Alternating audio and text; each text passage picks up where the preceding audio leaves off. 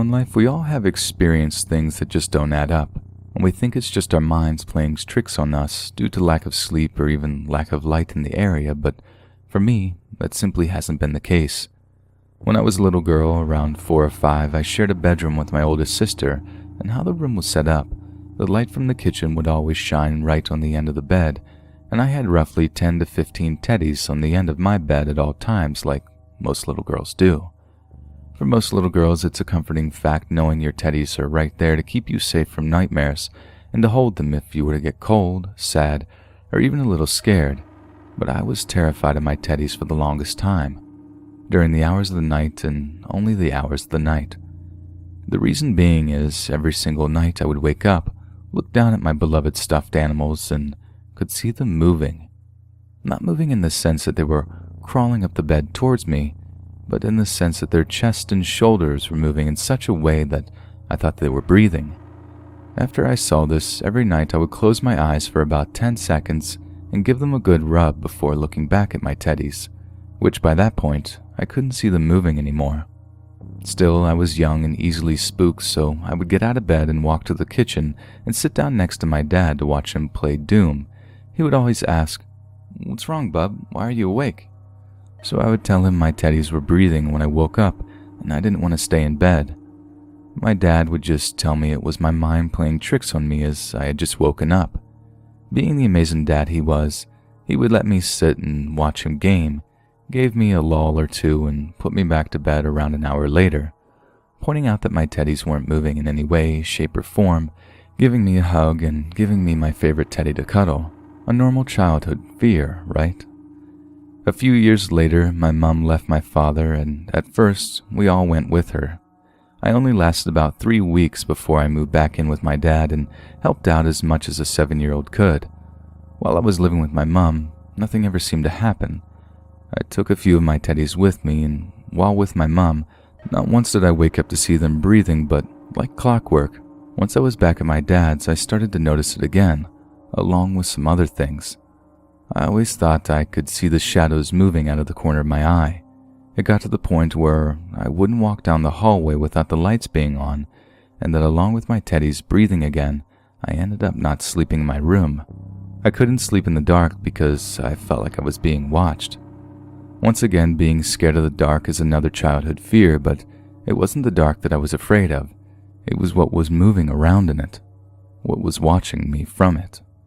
So I moved my mattress into the living room and slept there, where my father was up all night and watched the TV with the light on. It felt safe, and it was safe.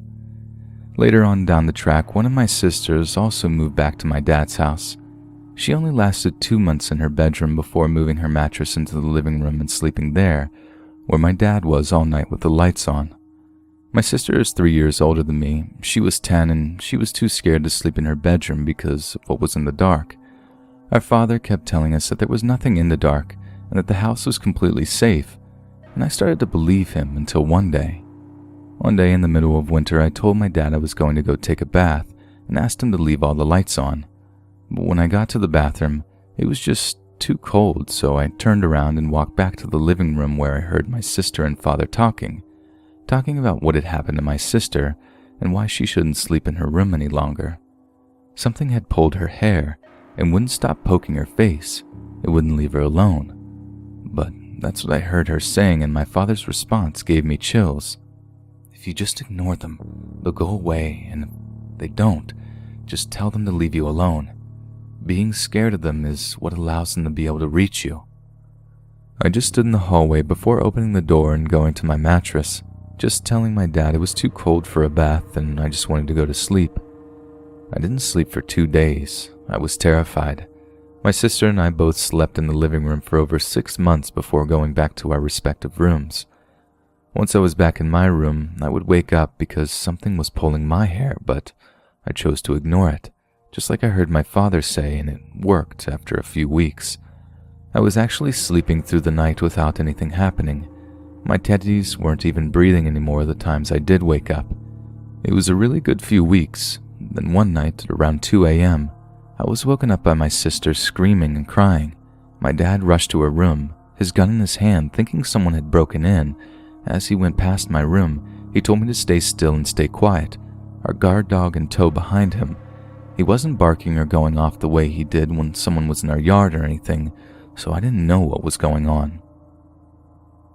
A few minutes passed, and my sister walked down past my room, tears streaming down her face.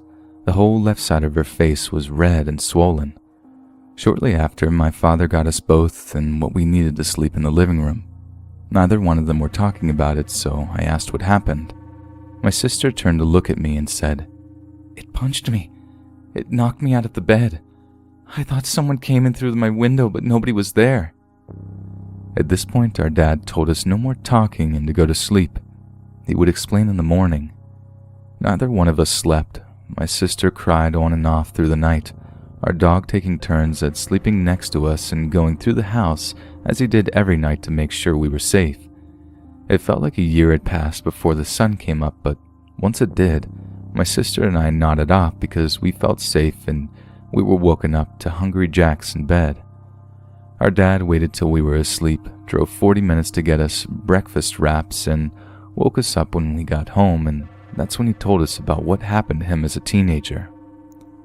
I used to get thrown around my room at night. It started small. I saw things on the shelf in my room moving when I was just a little kid. Then something started pulling my hair. And by the time I was 16, it was strong enough to throw me against the wall, to the point my parents thought I was punching holes in them. Once I joined the army, it stopped. I simply wasn't afraid anymore. I told them to screw off, and they never bothered me again. My sister and I were confused, but we tried our best not to be afraid anymore, or to pay the little things any attention. When I was 9, something happened.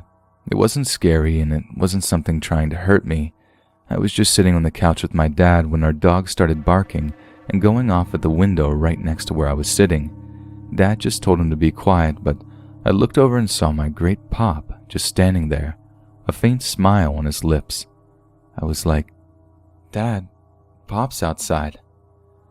My dad was confused, but came over to the window. By that time, Pop was gone and our dog had stopped barking. An hour later, my mom called to tell me that her Pop had passed away within the last hour and that she was going to have him come get me for his funeral within the next few days. I was so confused because I had just seen him outside the window. I didn't understand in the slightest.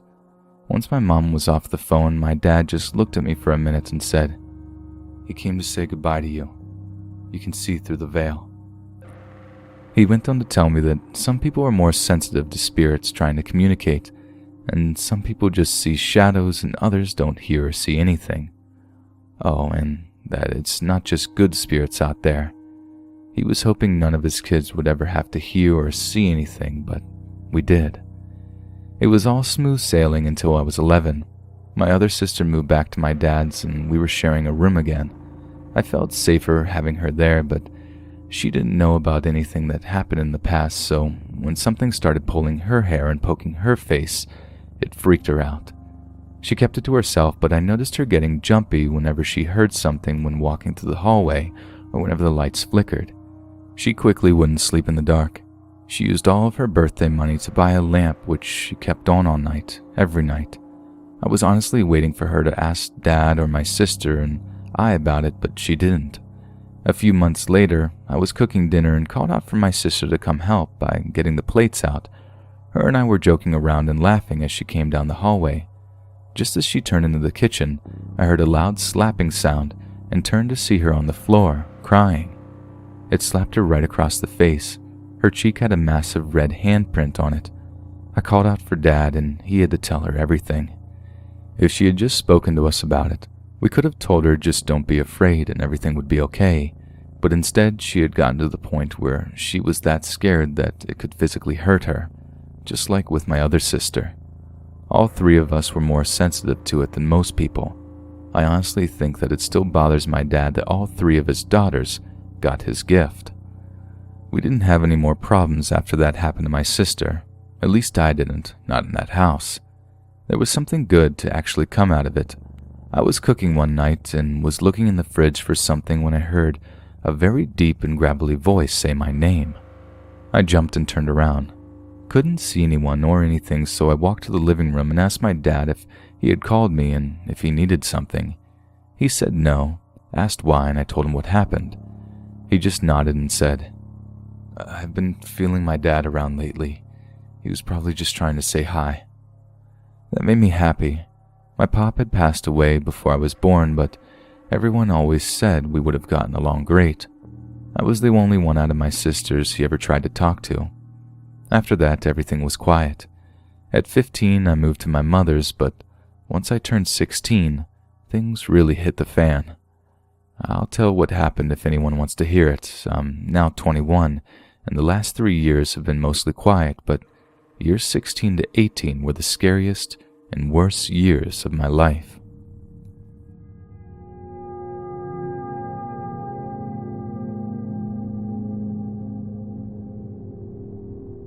Part 2. In my last post, I left a few things out simply because they weren't important to what I was telling, but now that I'm telling the rest of the story, I'm going to fill in some of the spaces in the timeline. Now, the first very small detail is this. Since my sister and I were born, if a picture of us was taken in our father's house, there would always be a faint white line through it, off to the side of us or a small shadow in the same area. A few pictures even had an outline of something standing next to us or behind us. My mother always thought it was just the film, which is completely understandable. I would upload some of them, but I live with my mother now, and my father's over 2 hours away, and that's where the pictures are. Plus, they are probably all ruined due to all the floods at my dad's place, which happens several times a year, and things always get ruined. The other main but little detail, which will hopefully help the second half of the story make more sense, is a little bit different. When I was either 12 or 13, I was visiting my mother. Her and my aunt were having a paranormal party. Kind of like a candle party, but instead of someone selling all different candles, there was a psychic who was paid by my mother and aunt to do readings for everyone who was there. Well, everyone who had someone on the other side who was either strong enough to communicate or willing to communicate, as some spirits rather be left at peace. My mother and auntie were hoping to hear from my grandmother.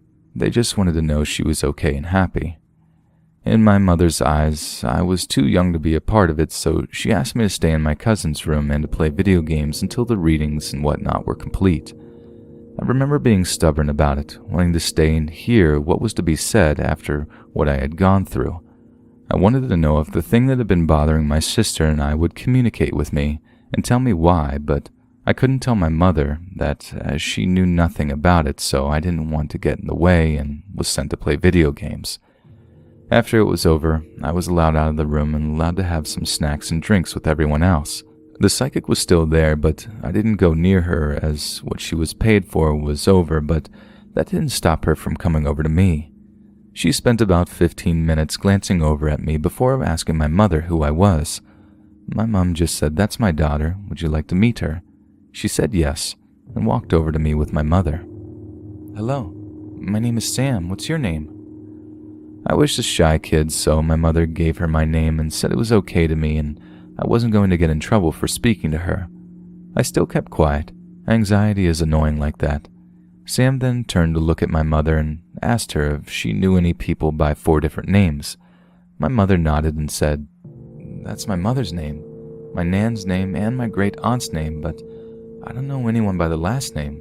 Why?" Sam didn't say anything for a minute or two before saying, "I understand." She wasn't talking to me or my mother. She was talking to a spirit, but we didn't know that my mother asked what she understood. What Sam said next, I don't think I'm ever going to forget because I didn't really believe it. The only reason I believed it in the slightest was because she knew 3 of my dead family members' names, 2 of which I never knew. "I'm sorry, I wasn't speaking to you. I was speaking to the spirit of a young boy who's clinging to your daughter. I didn't understand how he fit into things as the other 3 spirits clinging to her are family and he isn't." It took my mother a few seconds to say anything. "Well, who is he and what do you mean clinging to my daughter?" See, the funny thing is, Sam couldn't get a hold of my grandmother's spirit simply because it's like a 2-way street. Sam calls out to them and either they answer or they don't. My grandmother didn't answer because she was already there. She was with me, and if I had been allowed out there, Sam would have picked up on it, though my grandmother still wasn't communicating with her. she was too weak as she was protecting me along with 3 others. She was using all her energy just to stick with me, and I still to this day feel so guilty about it. She should have been at peace, waiting for her husband and family to someday join her, but instead she stayed. Anyways, back to the story. Sam then explained to my mother that clinging meant watching over me and that the boy was a 17-year-old boy who lost his life out the front of my dad's house when I was just a little girl. He was going to move on, but apparently he sensed darkness in our house and saw it hovering around me, and apparently saw 2 other spirits hovering around me as well, keeping me safe, so he joined them. For no other reason than I was a little girl who had evil looming over her. She went to say that most people don't even have one spirit watching over them, and it was very rare to have more than one. She had never seen someone with 4 spirits watching over their soul, keeping it safe. Sam continued to explain that she closed the part of her mind that allowed her to see harmful spirits years ago, as it carried too many risks, and that she didn't know what they were keeping me safe from. And then she apologized to my mother because she wasn't going to go reaching out for it to find out what it was and what it wanted with me. Now that it's explained that I weirdly have 4 spirits watching over me, well 3 now, I can tell you what happened when I turned 16. So I've been living with my mom for 3 months when I turned 16, and we moved into a bigger rental place to fit my mother, my sister, and I. Everything was really good. I finally had a bedroom to myself and didn't live in the middle of the bush, which took 20 minutes to get anywhere via car, and I thought I left all the weird stuff behind and that my life was finally moving forward and away from everything of my childhood. As soon as I moved away, I got my first boyfriend, I got my first job interview, I became the babysitter for the little girl next door to help her mother out, and everything just felt good. I honestly was so happy I wasn't even thinking about the paranormal things that happened at my dad's. I was just enjoying life. Roughly a month into my relationship, I went to visit my dad for a few days because I missed him and my sister that I now didn't live with. And at first nothing was pulling on my hair or poking at my face to keep me awake. Then my boyfriend stopped messaging me or calling me. He also wouldn't answer when I called, and I just wanted to wish him a happy 18th birthday, but nothing. And I got this sick feeling like something was wrong, and that night I woke up to something pulling my hair, really roughly too. See, apparently your mental state either helps you to block things out, or when it's weaker due to something, the spirits can inch themselves back in because you're not as strong, and that was starting to happen to me because I was scared that he was going to leave me or something. I did not work this out for about a year. Anyways, after 3 days, I had a nightmare that he had cheated on me, so when I woke up, I just called his phone at 3 a.m. and left a voicemail saying, "I know you cheated. I forgive you, just please call me when you get this." I went back to sleep, and nothing else happened that night because, in my own way, I knew what was going on, so I relaxed to a certain point where they couldn't bother me. After being home for a few weeks with my mom, my boyfriend and I were trying to keep things going because he did in fact cheat on me, and even though I said I'd forgiven him, it was still hurting me though I told him everything was fine. Nothing was happening at my mom's, which was great, but then one night my boyfriend got drunk and chose to tell me every detail of him cheating on me, every single thing they did and how much he enjoyed it. That night I woke up, not to something pulling on my hair or poking my face, but to the feeling of someone sitting on my bed next to me. I jumped on my feet incredibly quick. The mattress beside me where my pillows were was indented as if though someone was sitting right there. I started to panic and just stood there looking at it. By this point I had tears running down my face even though I hadn't blinked them free. I was so scared that I couldn't move. About 10 minutes went by and it was still just sitting there, and then out of nowhere the dent in my mattress just eased off. Still, I slept on the couch with the TV on. I hated being in the dark. A few months ago down the track, I had gotten a TV for my room and hooked up my PlayStation to it so I could have YouTube playing in the background while I slept to keep me calm, because now every single night something would sit down on my bed and just watch me. It would always be by my head. Sometimes it would sit right on my feet and I would just act as if though I was just asleep, hoping it would go away, but it always stayed for 10 to 15 minutes, and after that would just disappear until the next night. Now at the start I didn't know if it was something evil. like at my father's or one of the people looking over me, just trying to be close to me. It started in February and it was now May 2013. Things were dying down. I think this was because I was excited about something. My boyfriend was going to be staying with me for 2 whole weeks. We'd never been together in person, which is why I was able to overlook him cheating, because we hadn't had the chance to really fall in love. Now he was staying at our place for 2 weeks. He wasn't allowed to share my bed, which was fair as I was 16 and he was 18, but we did get left alone during the day for about 5 hours, and being normal teenagers, we got up to stuff we shouldn't have. While he was here, until the point we went all the way, nothing had been happening at night because I was just so happy, but after he and I slept together, I felt very insecure and kept thinking the girl he cheated with was probably better, and once those thoughts were in my head, it started happening again, and it happened for the next 3 days until I was taken to the hospital for mass vomiting and dehydration. When I was sick in the hospital, nothing really bothered me. I just wanted to get home and spend the last few days with my partner. I wasn't focusing on the negatives, just about getting home. I need to tell this part even though it's not about what's going on paranormally.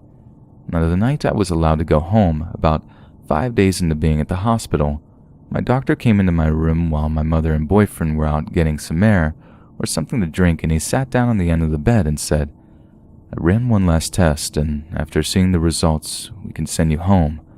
I looked at him a little puzzled because he hadn't told me what test it was or the results. He just sat for a minute before continuing to talk. "Does your mother know you're having sex?" I felt a little upset and a little scared and really annoyed and just let the words flood out. "Do I have an STD? Did he give me an STD? We only did it once." My doctor chuckled and quickly apologized for it before saying, "No, you don't have an STD, but you're pregnant. It's very early, your hormones have barely changed, but it's why you're so sick. It's not common that women will start showing early pregnancy signs only a few days after conceiving, and I think that's what's happening here. I'm not going to tell your mother, but you should. I'll get the paperwork ready to send you home." I didn't tell anyone for 3 weeks, and it wasn't my boyfriend or my mother. It was my father. I had gone to visit him, and I was so sick that he wanted to take me to the hospital, and that's when I said, "Dad, I think I'm pregnant." He was very disappointed, but he went to the store and bought 3 different types of home pregnancy tests, and each one of them came up positive. I think it was the next day I called my boyfriend and told him. He wanted me to have an abortion, but that's just not who I am, and it started fights, and we fought for the next 3 weeks. Now I was in bed at the end of those 3, and I woke up too, not something sitting on my bed or pulling my hair, but to quite a lot of blood. I walked myself to the hospital that day, and they took some blood and gave me an ultrasound. I had lost my baby, and I couldn't tell anyone apart from my father and my boyfriend, but both were okay with the outcome. Now it was mid-July. I was an absolute mess, and I had to hide it from my mother and sister, but there was no hiding it from whatever it was clinging to me. Every night it would appear and sit on my bed multiple times, sometimes for up to an hour.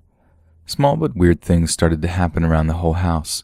Once my mother was walking through the hall and walked through something. She asked both my sister and I if we knew what it was, but we didn't. It smelled like rotting eggs. It was like a brown, translucent, gelatinous substance. It was trailed throughout the hallway, but the biggest amount was right under the manhole. The smell was so sickening. I cleaned it up. I thought that was it, even though I didn't know what it was, but then I'd say about a week later I was getting some pots out to cook dinner, and this disgusting substance was through everything in the cupboard. My family and I didn't know what was going on, but we dealt with it as it continued to happen. September 2013, it was about a week after my boyfriend left me when things really hit the fan. I was asleep in my room and something crashed in my face so hard, when I woke up from it I was crying without knowing why. I didn't know what had hit me or fell on me, so I got up and walked over to my light, tripping over something several times before reaching it and turning it on. I was shocked by what I saw. My cupboard doors were wide open. Every single thing that was in them was flung across the room. All my teddies, my clothes, every single thing I owned. There was only one thing still in my cupboard. A box that contained my grandmother's veil. My mother had given it to me when I moved in with her, knowing Grandma was watching over me. She thought it would make her happy if I were to have it. It was the only thing left untouched, as if it couldn't touch it. I was left with a black eye and a bloody nose from my jewelry box striking my face. I remember that I just sat down on my bed and took a couple of deep breaths, trying my hardest not to break down before calling my dad and told him what happened. This is what he said. "Bub, you need to get the house blessed. Look for someone in your area who will investigate it and get what they need to bless the house." I spent the rest of the night cleaning up my room and caught my mom as she was leaving for work to tell her what had happened and what Dad had told me. My mother kind of knew something was going on because something had been pulling her hair in her sleep, but she didn't believe getting the house blessed would do anything, so she told me to simply ignore it. As it turns out, my sister was getting her hair pulled and having her face poked again. Both my older sister and Dad told me that when they would come to visit, their hair would get pulled or something would sit down on their beds. Everyone thought that something was going on, but weren't talking about it until I told them what happened in my room. February 2014, my mother and sister were out of town for 2 weeks for my sister's 21st. I was fine with being alone. Much of the same had been happening. Things getting thrown from the cupboard, the brown substance showing up randomly in the hallway, having someone sitting on my bed for hours on end. It had been almost 5 months. I was woken up to the sound of something breaking in the kitchen. I thought someone had broke in, so before leaving my room, I called 000 to get the cops on the line, and I remember being asked to look outside my bedroom quickly to see if I could see anything about the person or people in my house. So I did just that, and nobody was there. Every single cupboard was open, plates and glasses were broken, the tap was running, and the oven was on with the door open. Apparently my breathing had stopped as the operator kept asking if I was okay, if I was still there. What was I seeing? But I just cleared my throat and apologized to her, saying it was just my cat. Then he just knocked something off the sink. Once I was off the phone, I started to clean all the broken glass and whatnot. I didn't realize the brown substance dripping down the cupboards until I went to put some of the things away. I hadn't even noticed the smell before I had gotten so used to it. This continued to happen through the 2 weeks my mother and sister were away, and I had to get my mom to take me to get more plates when she got home, because there were only about 5 out of 30 that weren't broken. I had to explain it, and my mom told me to look up ways to keep things away, but I never found anything that worked too well. Burning sage would slow things down for a few days, but that was about it. Things kind of stayed the same until November that year. That's all I have time for today. There's still another year of misery to go over, where things got so bad that we had to move houses. But if anybody has any advice on how to deal with things like this, please let other people know.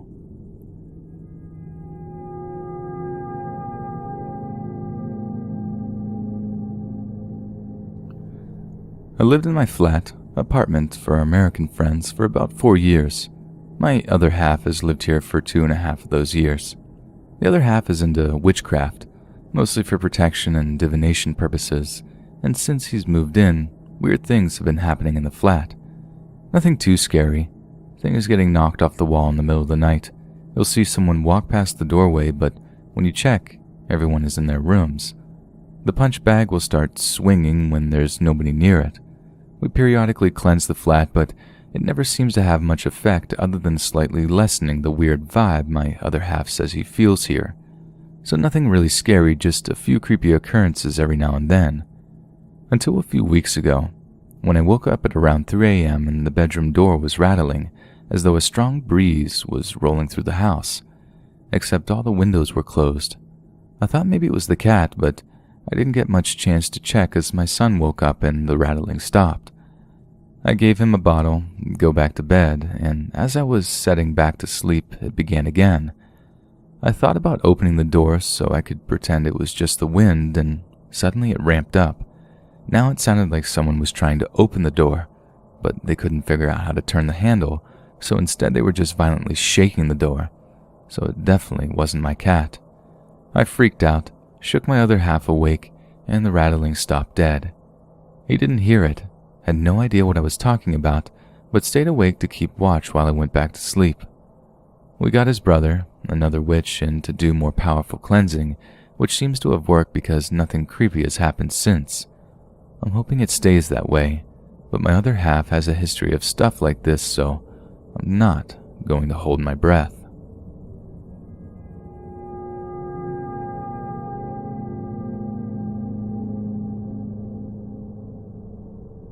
I think I was 16 back then.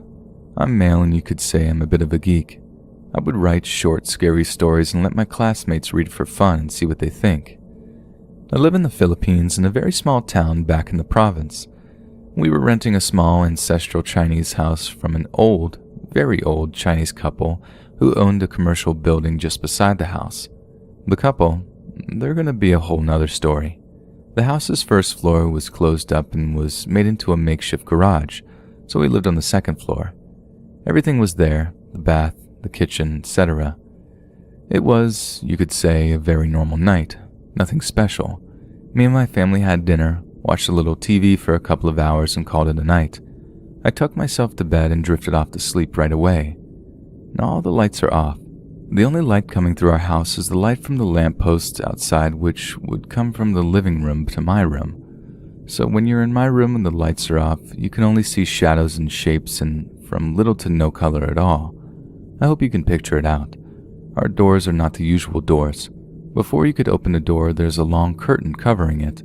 I didn't know why it was like that back then, but I think it was for aesthetic purposes. Now, everyone who knows me knows that I hate it when my door is left open. I always want it closed so that I'm not disturbed when I'm writing or anything. My room is my sanctuary. I think it was the middle of the night when I was woken up by nothing. Still half asleep, I quickly looked at my door to check if it was closed so I could go back to sleep again. Then I faced the opposite direction, only to feel a hand grazing the back of my neck. Why? Because my door was not closed. It was semi-open, like someone left it that way, leaving a small gap. I wish I could say it was only that, but as soon as I looked back at the door, I could see a figure of an old lady wearing a worn-off nightgown. She was peeking through the small gap of the door. Her right hand was even holding the curtain away so she could have a better look at me. She was trying to see if I was awake. Her head was moving back and forth like a very curious person, but she made sure she didn't make a sound. I had some shivers run down my spine. Is this real? I was sure it wasn't my mom or my sister. I couldn't move one bit. I had to grab my blanket and cover myself, but as fate would have it, it was still nicely folded and new, and I didn't have the strength to unfold it and use it as a shield. I closed my eyes and prayed for her to go away. But no, when I opened them, she was still there. I assumed she couldn't see if I was awake or not, so I started studying her. With my eyes squinted to look as if though they were closed, and during this whole encounter, I could hear like an echoing sound. It was like distracting me from hearing other normal sounds. As I was staring at her, I noticed that she would peek at the gap of the door, then look at the floor, then back at me again. It was curious what she was looking at, so I looked at the floor. I wish I hadn't. Big mistake. I saw that her gown was dripping, and it made a small puddle and she was stepping on it. She would stare at it and then at me. I still couldn't move at this point. I just closed my eyes and kept on praying and praying. Maybe about 3 minutes later, I opened my eyes and she was gone. I made a huge sigh of relief, but then I heard a voice, an old lady's voice. It was an echoing voice that said, "Let's come back tomorrow. He's already asleep." I was floored. She was not alone. I couldn't believe what I had just heard. I was at a full panic. Then after that, everything just went away like nothing happened. No puddle or whatever it was. No sign of her, but the door was still half open. I don't know how I managed to fall asleep, but I did. And the next morning I wanted to tell my mom what had happened, but my jaw was locked. I couldn't open my mouth and it was incredibly painful. I cried and we went to the hospital to have me checked out. Hey friends, thanks for listening. Be sure to subscribe and click that notification bell to be alerted of all future narrations. If you got a story, be sure to submit them to my subreddit, r Let's Read Official, and give and receive feedback from the community, and maybe even hear it featured here on the channel. And grab early access to all future narrations for just $1 a month on Patreon, and maybe even pick up some Let's Read merch on Spreadshirt. Links in the bio. Thanks so much, friends, and I'll see you again soon.